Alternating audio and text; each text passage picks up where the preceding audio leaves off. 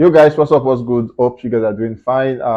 It's your boy Daki, spelled Darki. Obviously, you know it's double E. Now, you guys are the only reason why we can come back here in the afternoon to give you guys updates that concerns music across the country. We care so much about you guys, and obviously, we can't wait to give you guys things that have been happening in the music space that concerns artists and the music. I'm sure up today we'll begin with Wizkid. It's quite raining in Lagos. Hope you guys are safe and get cardigans or something. Make sure you are warm. As much as we want your interest in views and numbers, we also want you to be in good health.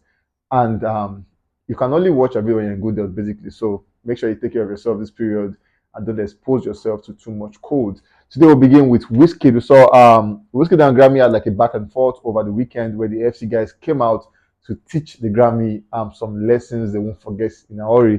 We saw where they came out to categorize Wizkid and Grammy in the same category where they answered the question where the question actually said stated like this: Who is an up and coming black artist everyone should have on their radar? And then they are saying Wizkid. So according to them, everybody should have Wizkid on their radar. Cause is a black artist and also an up and coming artist alongside Rema and some folks.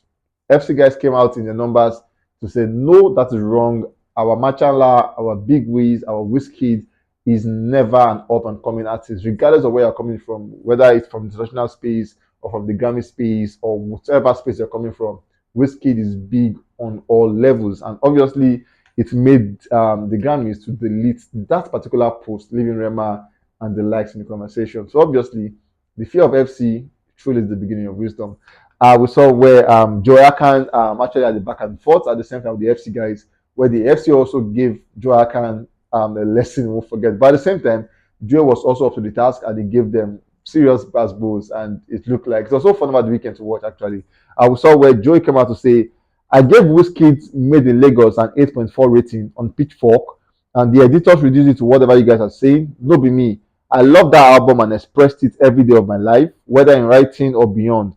But the final decision was out of my hands. I hope this helped your outrage. Now, so what happened was the fact that Pitchfork were the rating for the Made in Lagos project, and according to them, they said they had a Joy Akan name as the editing top and everything, and then they said he gave a rating of 7.7 for the album, and FC guys came out and said, no, that's not true, that's wrong. You cannot give the MIL album a 7.7 rating, and they came all out. They came seriously out for Joy Akan at the time, and this made Joy to say, you know what, that's not true. What I gave the album was actually at 8.4. And then he said, this is what they submitted. And from what he submitted, he actually gave the record an 8.4. So where is 7.7 coming from?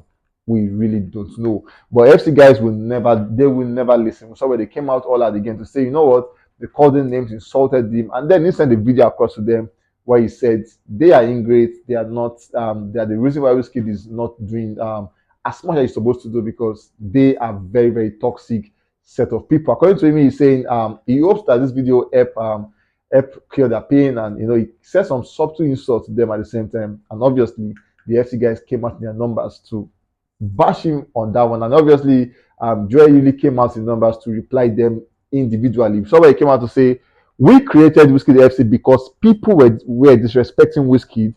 5 years later, don't you people think you have overcorrected, that you have slowly become the thing you originally sought to fight? You are now the problem, the biggest attractor of disrespect to your idol. And then went further saying, UFC stunned a lot of people off Wizkid music. No organic conversation can happen around it. No chance for anyone to objectively assess the art without your rabid attacks. Check the timeline. Apart from your echo chambers, who again they follow on talk. Just miseducated zealots screaming our daddy who at Joe Legba. Also, he went out again saying one of the lies UFCs have sold yourself is now we blow made in Lagos. We made it successful, only us, best fan base in the world. When I ask una why una never blow, more love less you go by una self, you go begin explain tire.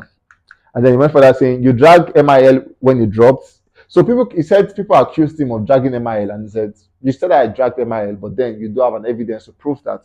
You also said I opened a space to trash MIL. You also don't have an evidence to prove that. He went on saying, you said I hated MIL when you dropped. You don't have an evidence.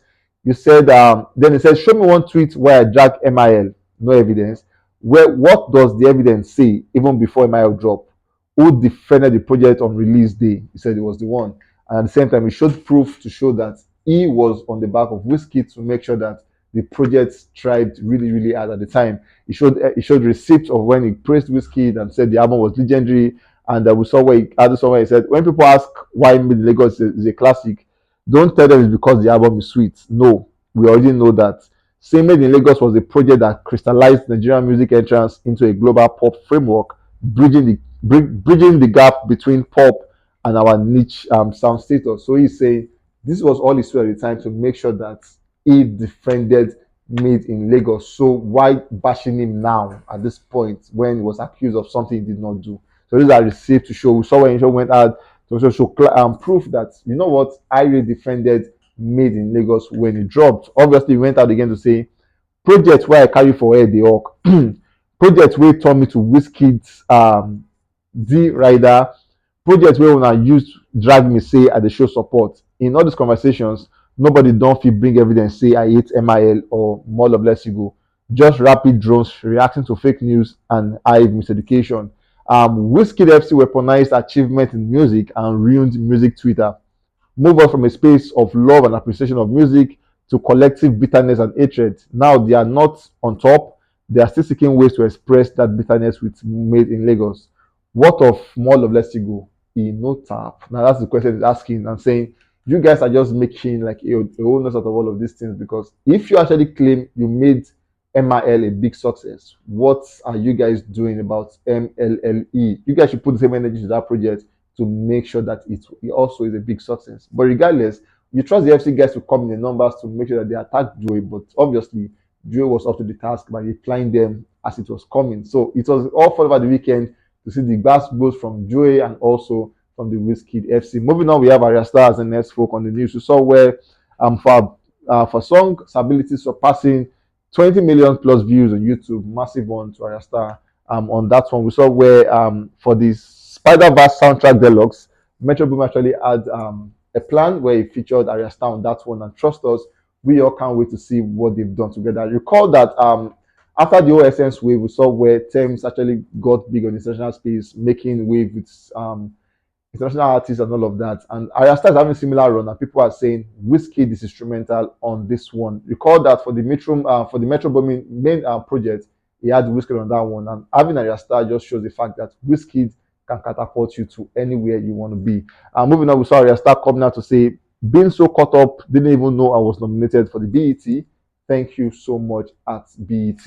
Moving on, we saw Ayra Starr coming out to say, we are back in business after her birthday at Barbados. She is saying, now holiday is over, we are going back fully to business. This time, Ayra Starr is doing the Europe Festival Rush and beginning on the 20th of June, spanning through the 10th day of August. She will be in places like Greece, Belgium, Germany, Portugal, Netherlands, Paris, Switzerland, Germany, Switzerland, Norway, and Sweden. About 7 plus countries taking the gospel of Ayra Starr to these guys and see how they will support her in their numbers. Ayra Starr is a very massive artist, and obviously we wish her the best on this one. Moving on, we have Tems as the next guy on the news. We saw where she and Wizkid came through with that project, Essence, and that earned them a Titanium Award for reaching 1 billion total audience spins across the iHeart radio stations, and they became the first African artist and song to win that award. Massive one to Wizkid and Tems on that one. We saw DJ Tunes coming out to farm Tems heavily.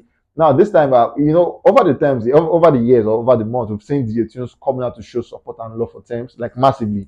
Always in Tems DMs, always posting about her, talking about her in comment sections. So you obviously know that this guy really got Tems back. But this time, we saw where he had a jacket. In front of the jacket, there was a Tems picture.